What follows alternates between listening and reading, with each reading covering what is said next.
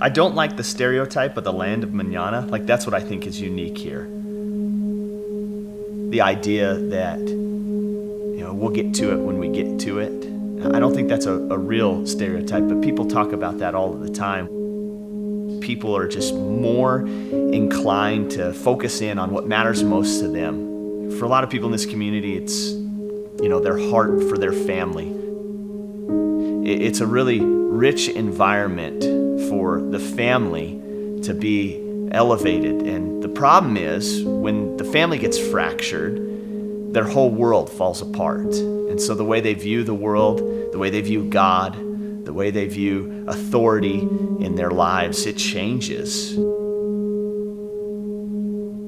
So living here in Albuquerque, I see the community that has just gigantic needs. In my community specifically, over 225,000 people live in the area, and less than 10% go to church on a Sunday morning.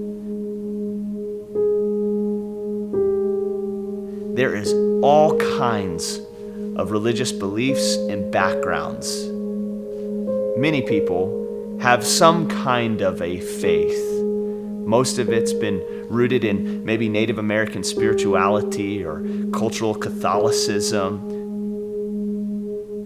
Something that I've learned that I think is really important in this culture, in this context of planting a church, is you cannot force God on anyone. And the more you try, the bigger the wall that a person will build. It's taken 3 years for us to be trusted, to build up relationships with people, and for them to know that we love them for who they are, and that we simply want to share Christ with them. I go to a local coffee shop and I steal their Wi-Fi. But along the way, I pray this prayer: who do you want me to meet? What do you want me to say? God has answered that prayer more times than I could even count. And I've seen a lot of fruit from just planting myself and putting myself in an environment where God can move.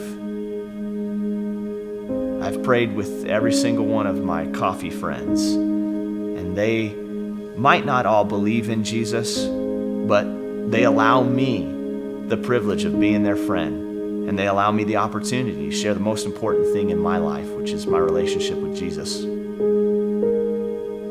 Being a church planter looks very different than your regular 9-to-5 office Christian pastor job. When I would plan 20% margin into my schedule for unexpected opportunities, someone gets sick or needs a hospital visit or comes to you with a crisis, now I flipped it around the other way.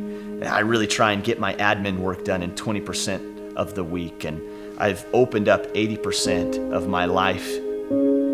I am intentionally going out into the community, looking for whatever God brings my way.